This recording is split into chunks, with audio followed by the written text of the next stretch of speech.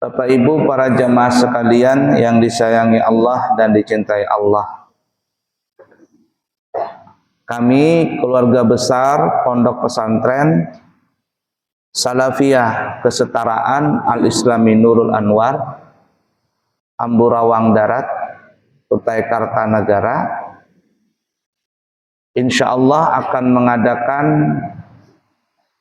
syukuran kelulusan wisuda anak-anak santri kami tingkat ula, usta, dan ulia, yakni tingkat SD, SMP, dan SMA,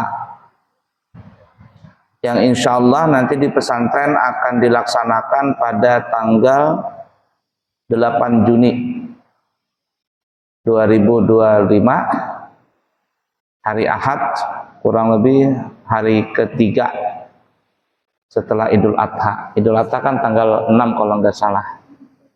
Nah ini tanggal 8, insya Allah akan wisuda anak-anak kami lulus, yang tingkat SD lulus, yang tingkat usta SMP lulus, yang tingkat ulia atau SMA lulus juga.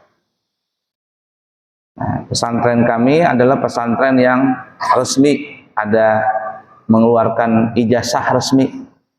Jadi siapa yang lulus bisa kuliah, bisa nyambung ke tingkat sekolah yang lebih tinggi lagi.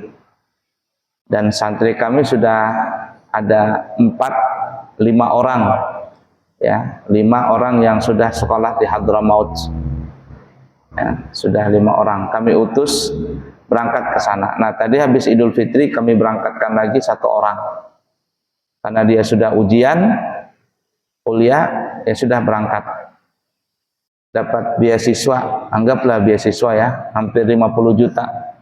Ulun mencarikan dana wisuda beasiswa, berangkatlah dia.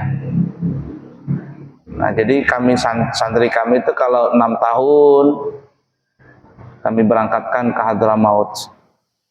Atau mungkin anak itu nggak sampai 6 tahun tapi anak itu baik, bacaan bagus, pintar, akhlaknya baik, kami berangkatkan juga ke Hadramaut. Nah, dan kami berpesan jangan bulik kecuali umur 25. Nah, kalau lakian jangan bulik kecuali umur 25 tahun. Kalau bebinian yang hendak ke sana ya terserah aja, hendak 3 tahun kah, 4 tahun kah. Karena kan bulik bebinian nanti ada aja yang melamar.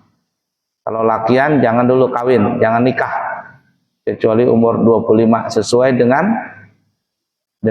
umur Nabi Muhammad SAW ketika beliau menikah. Nah, jadi karena itu Bapak Ibu, kai guru berataan beundangan lah, pian lawas kada ke Amburawang sudah. Lawas kada ke pesantren. Nah, nang tuha-tuhannya nih, ulun aja lawan santri kesini sebulan 2 kali.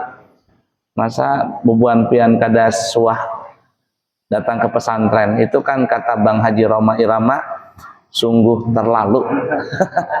Ya ingatin tanggal 8 kami beundangan, terutama nang tuha-tuha kami mohon hadir. Untuk apa? Untuk mendoakanlah santri-santri kami nang lulus ini agar dia semangat dalam menuntut ilmunya, dan kalaupun dia mau kuliah, mau kemana, insya Allah menjadi berkah lagi, ilmu yang didapat itu bisa berguna di masyarakat. Nah, jadi beundangan lah tanggal 8 Juni. Habib, pian belum suah kayaknya ke pesantren. Belum lah. Nah, lihati pesantren ulun. Bagus pesantren ulun tuh. Pesantrennya luas tanahnya 5 hektar.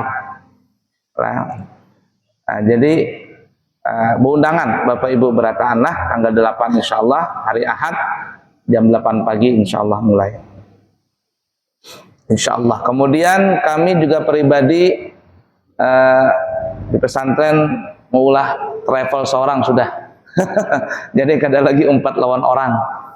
Yang kemarin-kemarin 4 lawan orang, sekarang tadi malam sudah bertamuan lawan orang Arab ya di Novotel, sudah ya berkata naikkan kontrak lah. Kalau kami hendak membawa jamaah, maka kami memakai jasa dia dari tiket pesawat, hotel, transportasi dan semuanya kita pakai jasa dia. Jasa bersaing, harga bersaing, ya standarnya kalau 32 juta itu semuanya sudah include, sudah termasuk jalan-jalan ke Taif, naik kereta gantung, ke Museum Wahyu, ke Pasar Kakia, ziarah ke percetakan Al-Quran, banyaklah yang diziarahi. Tapi kalau 32, nah, tapi kalau nang 30 juta itu kalau jalan-jalan nanti paksa nanti bersumbangan. Nah, yang 32, kalau yang 30 juta itu. Cuman yang gratis itu di Mekah, Arafah, Musdalifah, Mina itu gratis jalan-jalan. City tour. Jadi yang gratis itu ada di Mekah City tour sekali, gratis. Yang di Madinah City tour sekali. Di Uhud, di Masjid Kuba itu gratis. Tapi tambahannya seperti percetakan Al-Quran, Jabal Mahnet, kemudian ke Taif, ke Pasar Kakia, Museum Wahyu, Jabal Nur. Nah itu kita menyewa bis, nanti bersumbangan. Tapi kalau yang 32 itu sudah duduk manis saja sudah. Nah, bahkan yang 32 itu akan diberikan kurma 3 kilo. Diberikan kurma hadiah. Nah kalau 30 nggak ada. Hitungannya kurang lebih aja jatuhnya itu. Ya beda 2 juta itu karena nanti kan menyewa mobil ke sana kemari. Jatuhnya kurang lebih aja. Berapa hari? 12 hari. 12 hari, 6 hari Mekah, 4 hari Madinah, 2 hari perjalanan bolak-balik. Ya, bolak-balik. Totalnya itu bisa sampai di Balikpapan 14 sampai 15 hari. Jadi mikir-mikir dah maulah travel seorang aja sudah. Ya. Karena kalau 4 orang tuh terkadang kita ini kada bisa bergerak. Karena namanya 4 orang kan ya repot. Tapi kalau 4 seorang, maulah seorang kita gampang maturnya insya Allah. Mau matur waktu dan sebagainya. Insya Allah nanti keberangkatan bulan Juli atau Agustus ya. Setelah wisuda berataan kekanakan. Itu aja lah. Tadi ingat Bapak Ibu nang hadir di sini tanggal 8 lah. Guru, julak kayak semuanya. Kami minta tolong didatangi, didoakan kekanakan kami nang lulus itu supaya berberkat ilmunya. Lah, tanggal 8 Juni. Hari raya tanggal 6, kita tanggal 8 beracaraan insyaallah. Nah, itu. Nah, jadi kami terus yang datang ke sini sebulan 2 kali, masa pian kada suah ke pesantren kan kada etis rasanya. Padahal parak benar itu. Nah, kalau acara nang di lain datang aja. Nang di Banjar kah, nang di mana-mana datang. Kami yang parak ini masa akan didatangi. Ya, nah, lah. Baiklah ya. Kita sambung pelajaran kita. Masih di dalam bab menjaga sunnah dan adab. Hadis yang ke-6. Ikutin beratan ya. Bismillahirrahmanirrahim. Qala al-muallifu al-imam Abu Zakaria Yahya bin Sharaf An-Nawawi Asy-Syafi'i Al-Asy'ari fi kitabihi Riyadhus Shalihin rahimahullahu ta'ala wa nafa'na bihi wa bi'ulumihi fid din wad dunya wal akhirah. Amin. Hadis yang ke-6. An Abi Musa radhiyallahu ta'ala anhu qala ihtaraqa baitun bil madinati ala ahlihi minal laili falamma hudditha Rasulullah sallallahu alaihi wasallam bi sya'nihim qala inna hadhihi an-nara aduwwun lakum fa idza nimtum fa atfi'uha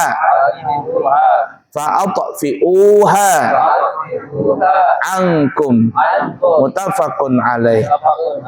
Dari Abu Musa Al-Asy'ari radhiyallahu taala anhu, beliau berkata, Abu Musa al-Asy'ari ini adalah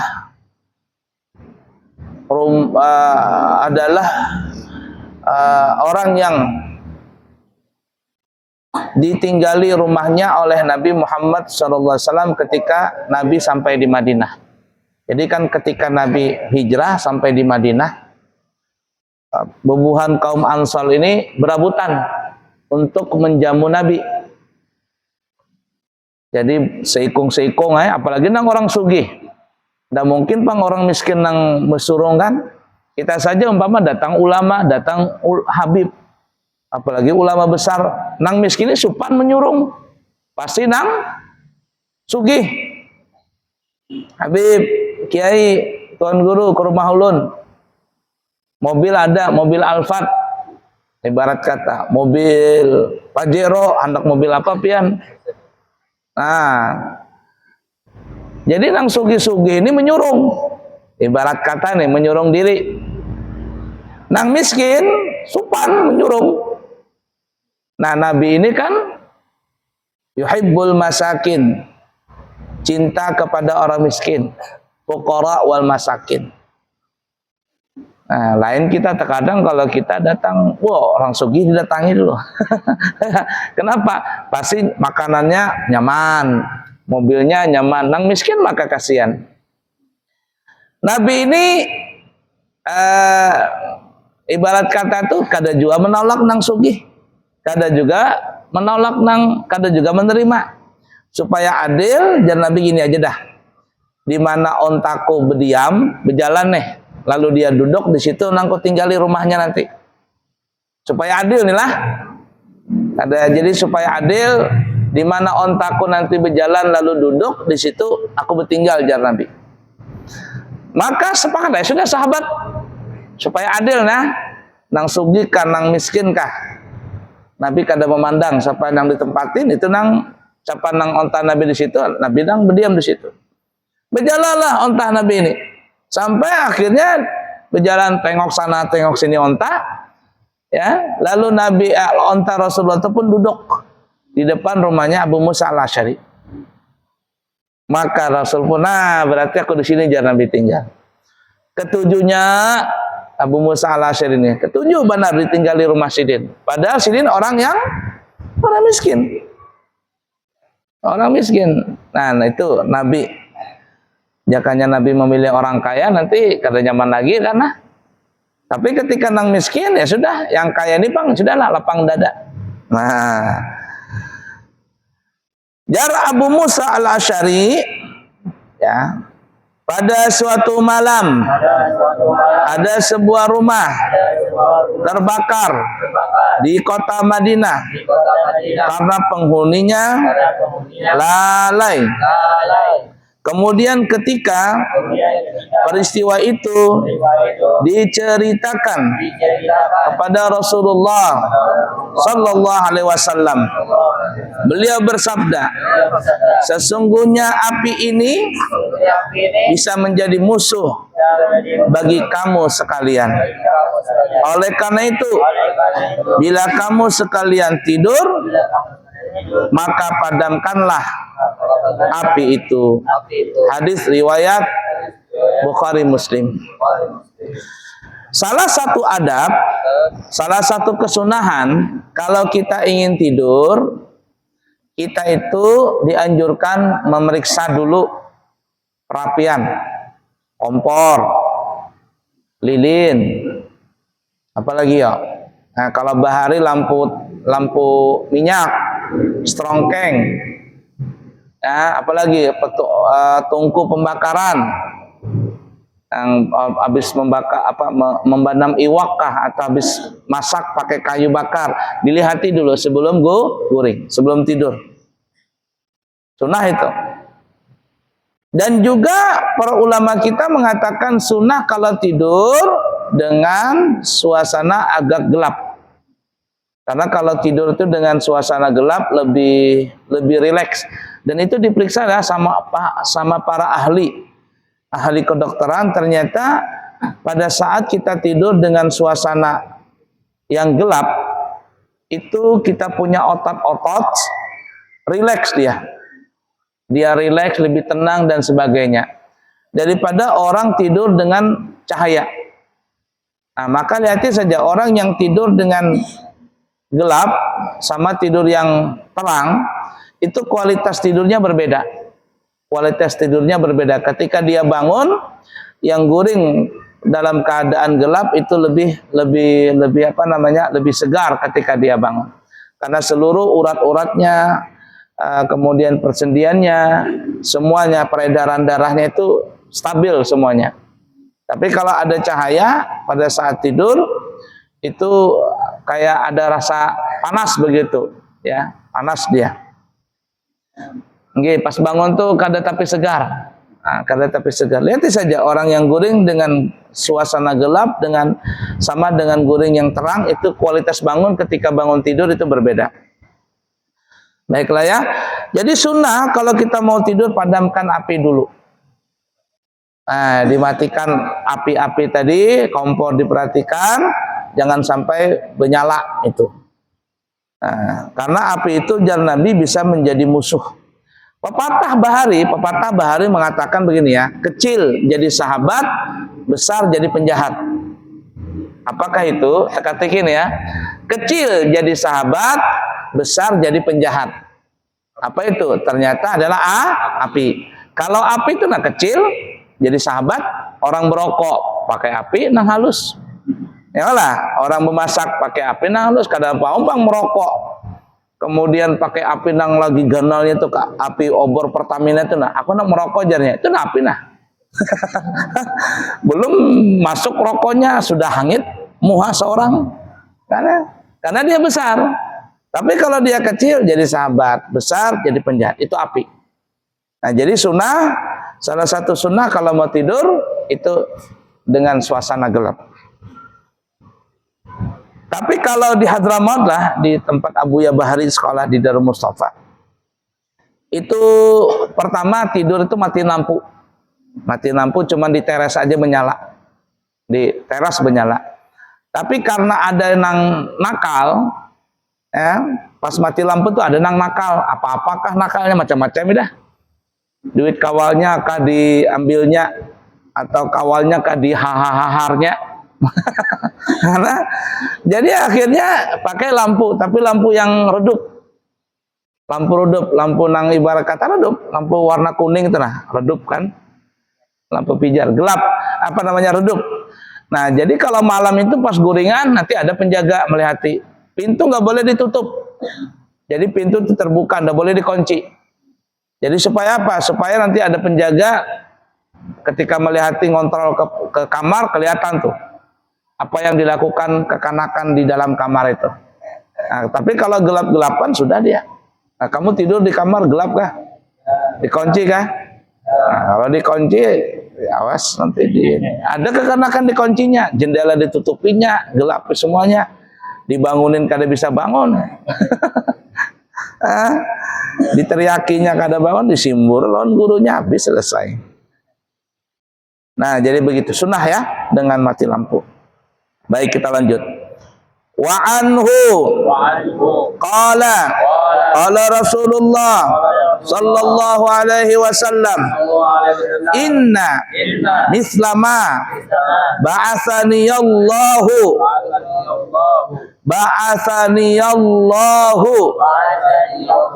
bihi minal huda wal ilmi kama sali ghaisin asaba ardan fakanat minha ta'ifatun tayyibatun qubilatil ma'a fa'ambatatil kala'a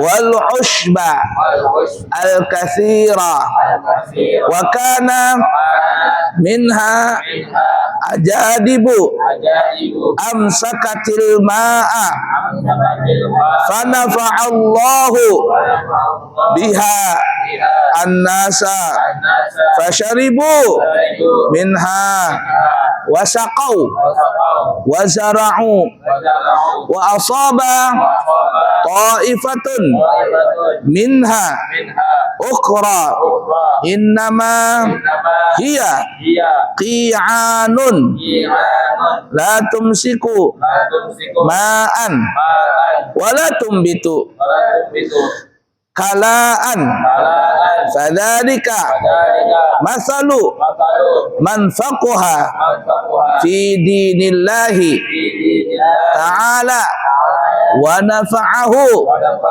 ma ba'athani Allahu bihi fa'alima wa 'allama wa masalu man lam yarfa bidzalika ra'san wa lam yaqbal hudallah alladzi ursilta bihi muttafaqun alaih. Perhatikan hadis ini. Dan dari Abu Musa al-Asy'ari, beliau berkata, telah bersabda Rasulullah sallallahu alaihi wasallam, sesungguhnya perumpamaan, petunjuk dan ilmu yang diutuskan Allah kepadaku adalah sebagaikan air, adalah bagaikan air hujan yang turun ke tanah. Di antaranya ada tanah yang subur, yang dengan mudahnya menerima air itu dan menumbuhkan rumput dan tanaman yang banyak.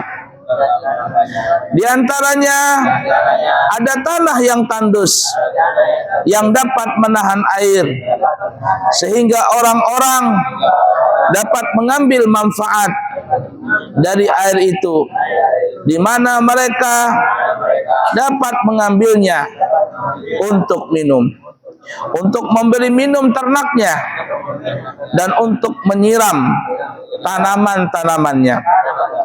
Dan di antaranya ada tanah yang keras, yang tidak dapat menahan air dan tidak dapat menumbuhkan tumbuh-tumbuhan.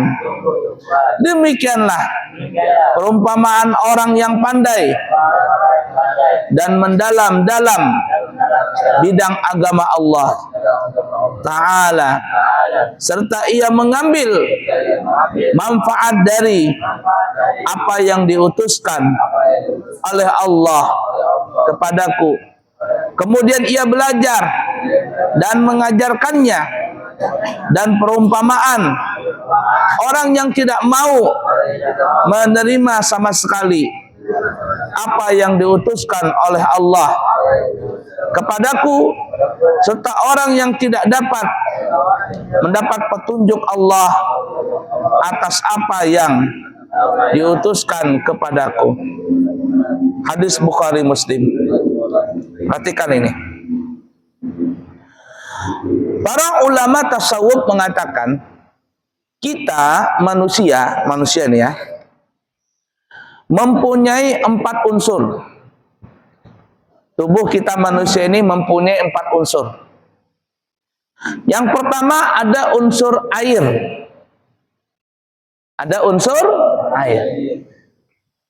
Kalau ada unsur air, iya, karena kita manusia tercipta min nutfah, dari setetes air yang hina. Apa itu air yang hina? Air mani. Jadi ada kandungan air. Dan di tubuh kita ini 70% lebih adalah semuanya air.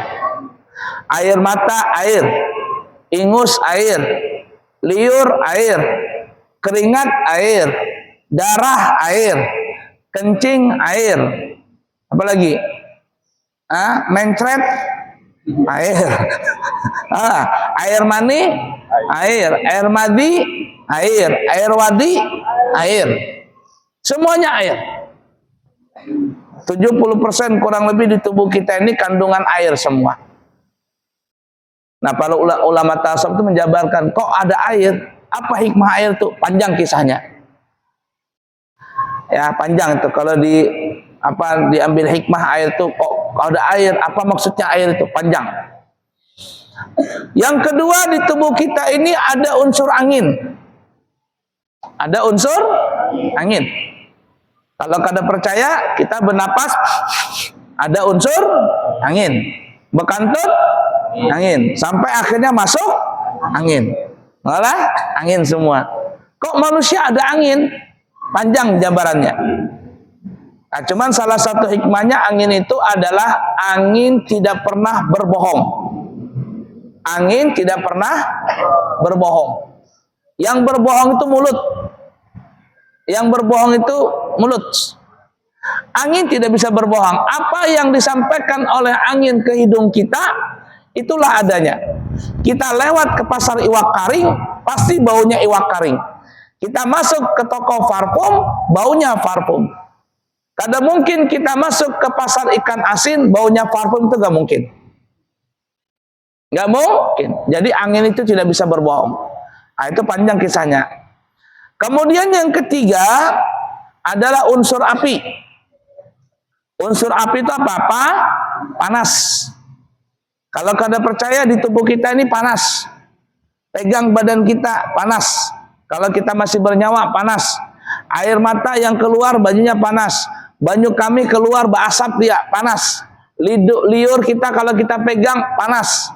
Apalagi? Demam, panas. Bekantut, panas. Tahi yang keluar, panas. Makanya jar guru, jangan mental tuh jangan kayak seperti panas-panas tahi ayam. Karena tahi ayam itu kalau keluar, pegang aja, panas. Tapi setumat aja, paling-paling 2 detik, dingin sudah. Tahi manusia juga begitu, panas. Kalau kada percaya, pegang. Dia panas. Artinya kenapa? Karena udah ada unsur panas tubuh manusia ini. Oh, kok bisa? Itu panjang jabarannya. Panjang jabarannya. Nah, yang ketiga, tanah. Ini yang jar Nabi ini. Tanah. Nabi mengumpamakan manusia itu seperti tanah. Ada unsur tanah. Jadi Nabi kita, ya Rasulullah, aku itu bagaikan hidayah dan ilmu. Bagaikan hidayah dan ilmu, aku ini hidayah dan ilmu. Itu bagaikan air hujan. Jadi Nabi ini diutus ke muka dunia sebagai petunjuk. Membawa ilmu. Petunjuk dan ilmu. Itu bagaikan hujan, jar Nabi. Kalian, kita ini manusia, bagaikan tanah. Nah, ini karena bicara dengan tanah, kita bicarakan tanah. Kalau ada unsur tanah, iya. Karena Nabi Adam tercipta dari tanah. Ada yang mengatakan tanah itu bermacam-macam warnanya. Tapi ada yang mengatakan tanah itu tanah liat. Tapi ada warnanya macam-macam. Ada yang putih. Maka nanti dia bisa jadi kulitnya putih. Ada nang coklat, tanah tadi. Kulitnya jadi coklat. Ada nang hitam. Tanah hitam, kulitnya hitam juga. Nah, kamu dari tanah apa? Ada yang tanah sengketa. Nah, jar kayak ada tanah sengketa, berkelahi aja. Tinggal di kampung ini behual, tinggal di sana behual. Kalau santri itu masuk pesantren ini behual. Masuk pesantren B, behual pulang, pindah ke sana, behual pulang, saking nakalnya itu. Mungkin santri itu tercipta dari tanah sengketa itu. Itu guyon aja Bang lah. Guyon saja. Nah, tanah tadi itu tuh. Nah, karena Nabi sudah menceritakan sini. Nah, ulama tafsir itu mengambil sini. Karena tanah itu, karena manusia tercipta dari tanah, maka jar ulama tanah itu terbagi menjadi 3. Sifat tanah itu terbagi menjadi 3. Nabi terangkan di situ. Yang pertama, ada tanah yang dapat menyiram air. Menyerap air. Jadi jar Nabi, aku ini bagaikan ilmu dan petunjuk. Aku ini ilmu dan petunjuk, itu bagaikan hujan. Nah, hujan ini yang Nabi tadi, aku ini jar Nabi. Huda, al-huda wal ilim, petunjuk dan ilmu. Nah, Allah berikan itu. Aku bagaikan hujan tadi itu. Nah, Udatangi bebuhan ikam ini manusia. Dan kalian ini manusia ini bagaikan tanah. Nah, tanah itu jar Nabi ada terbagi 3. Di sini kita lihat tadi hadis tadi. Yang pertama, ada tanah yang bisa menyimpan air. Menyimpan air. Kalau digali tanah tadi ada airnya dan subur. Jangankan pohon, rumput aja tumbuh dia. Ya, rumput tuh tumbuh. Nih kita kayak di pesantren tuh lah. Abuya mengkelereng, mengkeliling, dibersihkan pakai bordoser, biono. Tapi coba lihat aja, sebulan aja, pancak turun hujan, tumbuh dia. Nih, kalau musim dingin di Mekah, di Madinah, gunung batu jadi hijau. Nah, kalau kita berangkat di bulan Januari atau Desember atau November, Februari, hijau di Mekah itu. Gunung-gunung itu kalau kita jalan dari Mekah ke Madinah, kanan kiri itu hijau gunungnya. Tanda-tanda kiamat kah? Bukan. Netizen mengatakan tanda-tanda kiamat, gunung batu jadi hijau. Ada, itu setiap tanda begitu. Kalau musim penghujan, kalau musim dingin ada hujannya, tumbuh banyak rumput. Nah, jar Nabi ada manusia seperti itu, menyimpan air, tanahnya itu menyimpan air. Kemudian apa lagi? Kemudian bisa menumbuhkan pohon-pohonan. Kalau ditanam pohon mangga, durian, rambutan, bla bla bla dan semuanya menghasilkan buah-buahan, subur. Jar Nabi bahasa kitanya manusia ada seperti itu. Ketika dia dapat ilmu, ketika diberikan hidayah dia terima. Subur, Bang. Kemudian bukan hanya untuk dia, tapi ketika ditanam-tanamin tumbuh pohon-pohonan, berbuah. Artinya dia bisa mendapatkan ilmu lalu berbagi ilmu. Apa maksudnya? Khairukum man ta'allamal Qur'ana wa 'allamahu. Sebaik-baik kalian adalah orang yang belajar Al-Qur'an wa 'allamahu dan mengamalkannya. Ada yang mengatakan maksudnya mengajarkannya. Belajar dan mengajarkannya. Ya, mengajarkannya. Itu tanah subur. Nah, jadi kalau kekanakan santri di pesantren belajar nih, bertahun-tahun belajar, menyerap ilmu, hafal ini, hafal itu dan sebagainya. Balik ke kampung, dimanfaatkan oleh orang kampung. Artinya bisa jadi imam, bisa jadi muadzin dan sebagainya. Itu ikam tanah subur. Kamu itu jar Nabi tanah subur. Tapi ada yang kedua. Jar Nabi ada tanah bisa menyimpan air. Bisa menyimpan air. Kalau digali ada airnya. Tapi kada bisa numbuh tumbuh-tumbuhan. Ini ibarat kata itu seperti lilin. Tahu lilin? Bercahaya tapi membakar awak seorang. Diambil ilmunya ada. Bercahaya. Nah, sekolah pesantren bertahun-tahun, tapi boleh ke rumah. Ada lagi megang kitab, ada lagi megang Quran, megang apa? HP. Ada lagi ke masjid, kemana? Ke mall. Nggak lagi pakai gamis, nggak lagi pakai bola, nggak pakai lagi surban, pakai celana, celananya robek-robek lagi. Nggak ada kelihatan santrinya. Ah, ini jar Nabi itu kayak orang seperti itu tuh. Gersang, tapi ada banyunya. Alias berilmu. Orangnya berilmu, tapi kada bisa membagi. Kada bisa membagi ilmu. Nah, jadi kalian yang kena, kalau boleh ke rumah liburan nanti umpama tidak bisa orang kampung mengambil manfaat ilmu kalian. Nah, itu tuh tanah gersang tapi ada banyunya. Yang ketiga, nang parah. Sudah gersang, kada bebanyu, kada bisa tumbuh-tumbuhan. Kada bisa menumbuhkan tumbuh-tumbuhan. Wah, ini jar orang Banjar bungul tambuk. Jar orang Arab jahil murakkab. Jahil murakkab. Ah, kalau orang Banjar Pak bungul tambuk. Orangnya sudah kada berilmu, kada bisi ilmu, membuat kacau lagi. Itu yang diartikan sama orang kita ya, sampah masyarakat apa istilahnya itu ya. Anjir orang Banjar menyasaki dunia, dunia sudah pusing, ikam lagi bikin pusing di dunia ini.